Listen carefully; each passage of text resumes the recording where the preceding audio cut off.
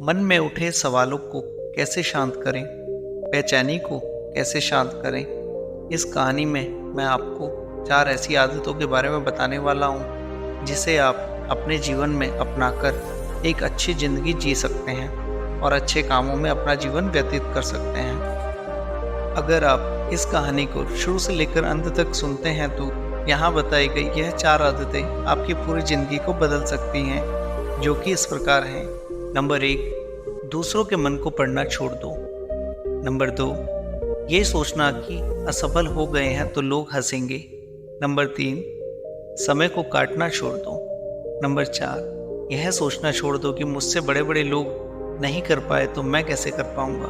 अगर आप इन 4 आदतों को अपने जीवन में अपना लेते हैं तो फिर आप अपने जीवन को एक खुशहाल जिंदगी में बदल देंगे और फिर आपका मन कभी भी बेचैन नहीं होगा, ना ही उदास रहेगा और ना ही बेफिजूल के कामों में व्यस्त रहेगा। एक बार मगध राज्य का राजकुमार महात्मा बुद्ध के पास आता है और वह महात्मा बुद्ध से कहता है, आप हमेशा कहते रहते हैं कि ध्यान करो, लेकिन मेरे लिए ध्यान करना तो दूर की बात है। मैं कुछ समय के लिए अपनी आंखें बंद करके शांति से बैठ भी नहीं पाता हूँ। मेरा मन इतना बेचैन है कि हर समय कुछ ना कुछ सोचता रहता है। मैं जब भी ध्यान करने बैठता हूँ तो मेरे अंदर विचारों का तूफान आने लगता है। लोगों के बारे में सोचकर, अपने जीवन की बीती घटनाओं के बारे में और अपने भविष्य के बारे में और ऐसी ना जाने कितने सारे अजीबोगरीब विचार लगातार मेरे मन में आते रहते हैं। मैं इन्हें रोकने की कोशिश करता हूँ, लेकिन जब मैं इन्हें रोकने में असफल हो जाता हूँ तो मैं ध्यान को तोड़कर बैठ जाता हूँ। इतनी बातें कहने के बाद वह महात्मा बुद्ध की ओर देखता है और कहता है, बुद्ध, आप मेरी इस समस्या का कोई समाधान बताएं। बुद्ध ने कहा, मैं क्या समाधान बता सकता हूँ, सोचो, तुम्हारा ही मन है, लेकिन यह तुम्हें कितनी देर तक आंख बंद करके बैठने भी नहीं देता है। कितना आज़ाद कर रखा है तुमने इसे। राजकुमार ने कहा, बुद्ध, मैंने बहुत सोचा, लेकिन मुझे अपनी इस समस्या का कोई समाधान नहीं मिला, इसलिए मैं आपकी शरण में आया हूँ। अब आप ही कोई रास्ता दिखाएं।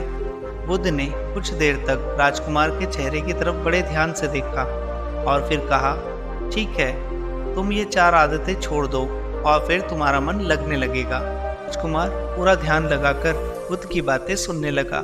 बुद्ध ने कहा, पहली आदत, दूसरे के मन को पढ़ना छोड़ दो। तुम और तुम्हारे जैसे लोग यही गलती कर रहे हैं कि वो दूसरों के मन की बातों को पढ़ने का प्रयास कर रहे हैं कि अच्छा, सामने वाला मेरे बारे में क्या सोच रहा है, और यही एक आदत तुम्हें सबसे ज़्यादा बेचैन और परेशान कर रही है। ज़्यादातर उत्सवों पर लोग दूसरे के मन की बातों को गलत और नकारात्मक तरीके से ही पढ़ते हैं। जैसे कि लोग अक्सर सोचते हैं कि दूसरे लोग उनकी तरक्की से जलते हैं, उसे नीचा दिखाना चाहते हैं, उसे पसंद नहीं करते, उसकी मदद नहीं करना चाहते, और ऐसी ही ना जाने कितनी सारी नकारात्मक बातें ये लोग दूसरों के प्रति अपने अंदर बैठा लेते हैं। फिर उनके बारे में ही सोचते रहते हैं, उनसे बदला लेने के तरीके सोचते रहते हैं, उन्हें नीचा दिखाने के मौके ढूंढते रहते हैं, और दूसरों के प्रति यही नकारात्मक सोच इन्हें दुखी करती है और फिर ये लोग बेचैनी महसूस करते हैं। इसलिए दूसरे लोग क्या सोच रहे हैं इसका अनुमान लगाना बंद करो। दूसरे लोगों के विचारों को पढ़ने की कोशिश करना बंद करो। अगर पढ़ना ही है तो खुद के विचारों को पढ़ना शुरू करो कि तुम्हारे अंदर क्या चल रहा है, कि तुम नकारात्मक सोच के शिकार या बुराई करने जैसी आदतों के शिकार तो नहीं हो रहे हो। बुद्ध ने कहा, दूसरी आदत, ये सोचना कि असफल हो गए हो तो लोग हंसेंगे। हंसने दो। लोगों को असफलता पर हंसना तो लोगों का धर्म है, क्योंकि अगर तुम सफल हो जाते तो यही वो लोग हैं जो तुम्हारी तारीफ करते, तुम्हें सम्मान देते, तुम पर गर्व करते।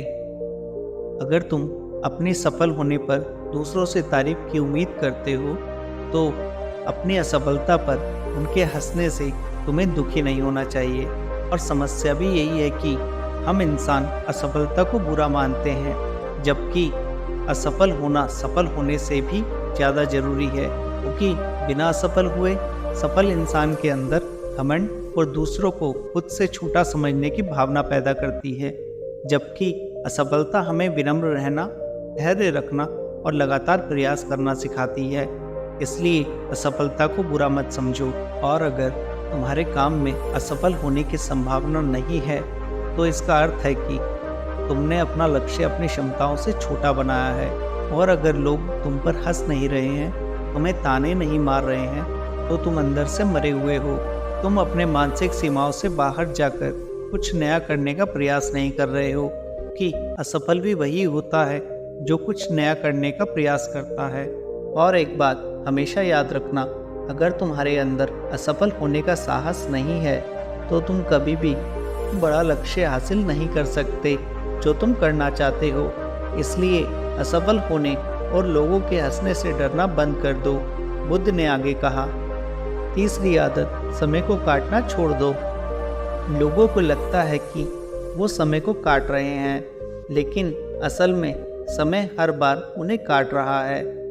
लोगों के द्वारा समय को व्यर्थ के कामों में बर्बाद करने का केवल एक ही कारण है, और वह यह है कि उन्हें लगता है कि उनके पास बहुत समय है, जबकि सच्चाई यह नहीं है, क्योंकि उनसे पहले वाले लोगों को भी यही लगता था कि उनके पास बहुत समय है, लेकिन उन्हें पता नहीं चल पाया कि कब समय बीत गया और उनका बुलावा आ गया।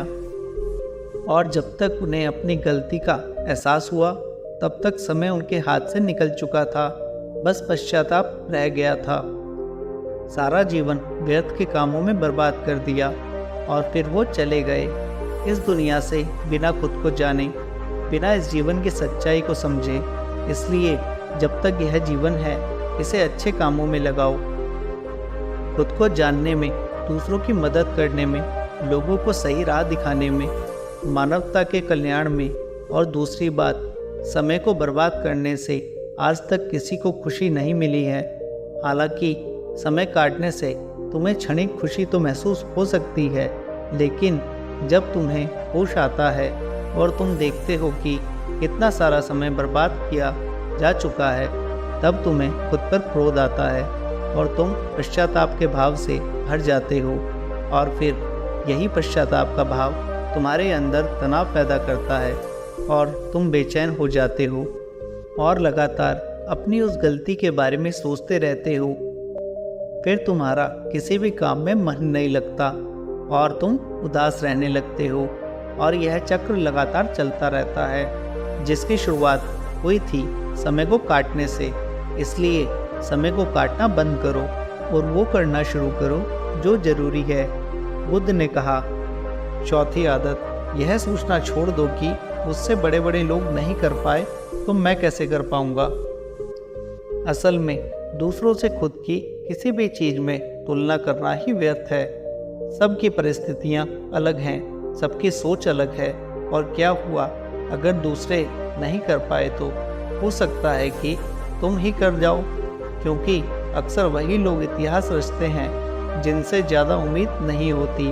और फिर हो सकता है कि जिसे तुम बड़ा समझ रहे थे, जिसके लिए तुम सोच रहे थे कि उसने बहुत मेहनत की है, बहुत प्रयास किया है, उसने कभी उतना प्रयास किया ही ना हो, केवल मेहनत करने का दिखावा किया हो, क्योंकि ज़्यादातर लोग कभी उतनी मेहनत करते ही नहीं जितनी उन्हें अपने लक्ष्य प्राप्ति के लिए करनी चाहिए, और दूसरे लोगों के सामने यह दिखाने का प्रयास करते रहते हैं कि मैंने तो बहुत मेहनत की थी, लेकिन मेरी किस्मत ही खराब थी।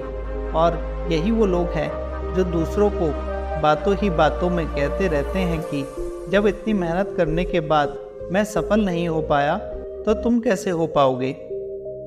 लेकिन अंदर ही अंदर वह इस बात को जानते हैं कि उन्होंने कभी उतनी मेहनत नहीं की थी जितनी उन्हें करनी चाहिए थी। वे बस दूसरों की नज़रों में अपनी इज्जत बचाने के लिए और इस डर से कि कहीं दूसरा व्यक्ति इनसे आगे ना निकल जाए, यह अपने अधूरे प्रयास से घबराते रहते हैं और दूसरों को डराते रहते हैं कि जब मैं नहीं कर पाया तो तुम कैसे कर पाओगे। इसलिए किसी दूसरे असफल व्यक्ति को देखकर ये सोचना छोड़ दो कि तुम भी असफल हो जाओगे।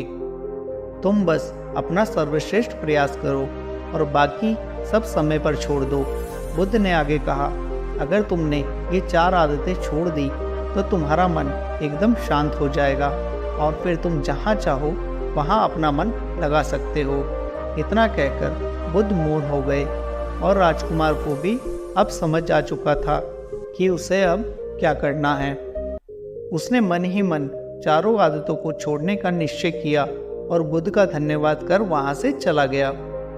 दोस्तों, हमें इस कहानी से यह शिक्षा मिलती है कि हमें यह नहीं सोचना चाहिए कि लोग मेरे बारे में क्या सोच रहे हैं। अगर मैं कोई काम करता हूँ तो लोग उस काम को लेकर हंसेंगे।